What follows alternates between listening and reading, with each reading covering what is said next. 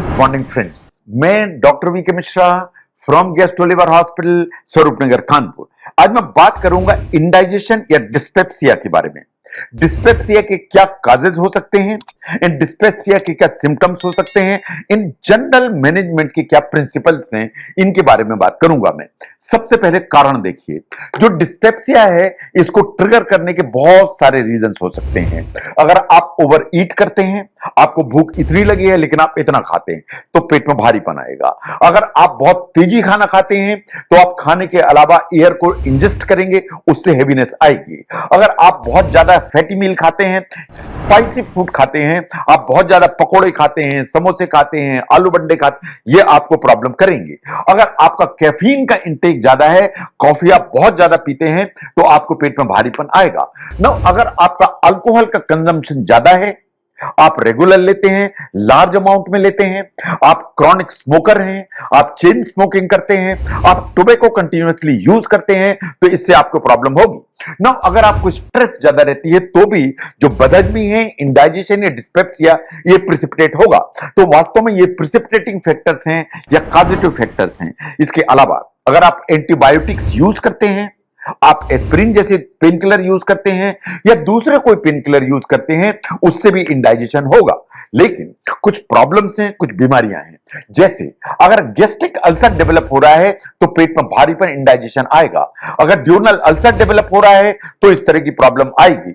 जो गैस्ट्राइटिस होती है, चाहे वो प्लेन हो चाहे किसी केमिकल के चलते हो, उससे हेवीनेस या डिस्पेप्सिया आएगा।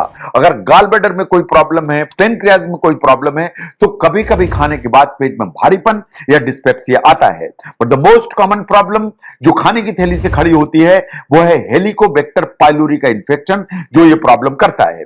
ना जब भी खाने की थैली में मैं इंडाइजेशन की बात करता हूं, मैं डिस्पेप्सिया की बात करता हूं या अपसेट टमी की बात करता हूं, ये कुछ सिम्टम्स लेके आते हैं जो आपको समझना चाहिए। ना आप जब भी खाना खाएंगे तो यहां पर एक फुलनेस की फीलिंग आएगी नाभि से ऊपर के हिस्से में। इसके अलावा इसमें हल्का फुल्का पेन हो सकता है या ऐसा लगेगा आपको जैसे सुइयां चुभ रही हैं कुछ भी खाना खाने के बाद। ये हमेशा सिम्टम्स ट्रिगर होंगे। इसके अलावा कभी आपका जी मिचला सकता है, बर्पिंग या डकारें आ सकती हैं, ब्लोटिंग की फीलिंग आएगी, इन कभी कभार वॉमिटिंग भी हो सकती है। ना अगर पेट फूलता है तो आपकी भूख नीचे की तरफ आएगी। इन कभी कभार इसके साथ सीने में जलन भी महसूस होती है। लेकिन इंडाइजेशन या डिस्पेप्सिया डोमिनेंट प्रॉब्लम है, जो जलन है वो सेकेंडरी एंड माइनर प्रॉब्लम है। Now there are certain situations जिसमें आपको डॉक्टर को जरूर दिखाना चाहिए। अगर आपको इंडाइजेशन है, पेट में भारीपन है, डिस्पेप्सिया लगातार बना हुआ है और उसके साथ आपको लगता है कि आपका वजन कम हो रहा है, डॉक्टर को दिखाना चाहिए।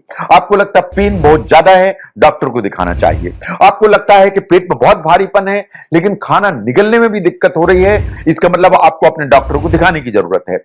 आपको ऐसा लगता है कि आपकी लेट्रिन काली हो रही है, आपको खून की कमी है या आपको वॉमिटिंग में ब्लड आया, तो जरूर डॉक्टर को दिखाने की जरूरत है। और अगर आपकी एज 45 ईयर से ज्यादा है और अचानक आपको इंडाइजेशन डिस्पेप्सिया डेवलप हुआ, तो आपको अपने डॉक्टर से दिखाने की जरूरत है। अगर आपकी फैमिली हिस्ट्री है गैस्ट्रिक कैंसर की, तो भी आपको अपने डॉक्टर से कंसल्ट करना चाहिए।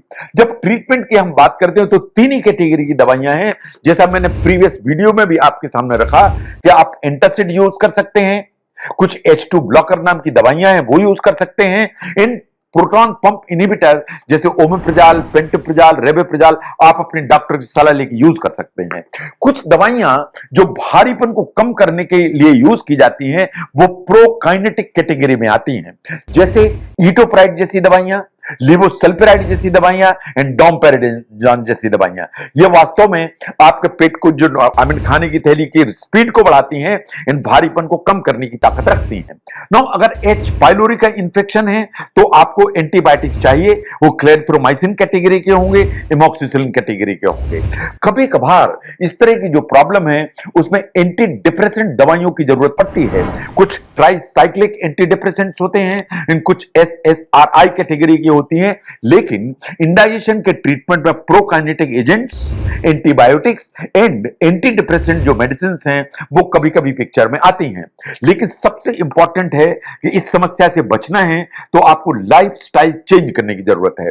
आप अपने जो मील्स हैं उनको स्मॉल अमाउंट करें, उनको फ्रीक्वेंसी बढ़ाएं और लेट नाइट जो खाते हैं आप उसको बंद करें।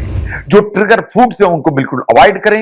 इन जो बेवरेजेस हैं उनको रेगुलेट करें। अगर आप अल्कोहल लेते हैं उसको मिनिमाइज करें, हो सकता है हो सके तो बंद करें। अगर आप स्मोकिंग करते हैं जरूर बंद करें। अगर आप टोबैको यूज करते हैं तो जरूर बंद करें। अगर आप नहीं एक्सरसाइज करते हैं तो रेगुलरली 20 से 30 मिनट एक्सरसाइज करें। अगर आप ओवरवेट हैं तो अपने वेट को कंट्रोल करें। और आपको लगता है कि आपको स्ट्रेस परसिस्ट करती है, उसको स्ट्रेस रिडक्शन के मेजर्स को जरूर एम्प्लॉय करें, उससे फर्क पड़ेगा।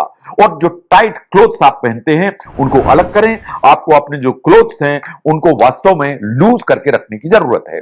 तो जो इंडाइजेशन है या डिस्पेप्सिया है या अपसेट टमी है या पेट में जो भारीपन होता है वो आपकी जो क्वालिटी ऑफ लाइफ है उसको डिस्टर्ब करता है। अगर ऐसा है तो उसके काजेस को समझिए, उसके सिम्टम्स को समझिए, इन उन जनरल प्रिंसिपल्स को समझिए जिससे इन्हें ठीक किया जा सकता है। तो जो पेट में भारीपन या डिस्पेप्सिया, इसको कैसे मैनेज किया जाए, इसको समझने में इस वीडियो ने आपको हेल्प किया, जरूर शेयर करें। मैं doctor V K Mishra from gastro liver hospital, Swaroop Nagar, Kanpur. Thank you very much.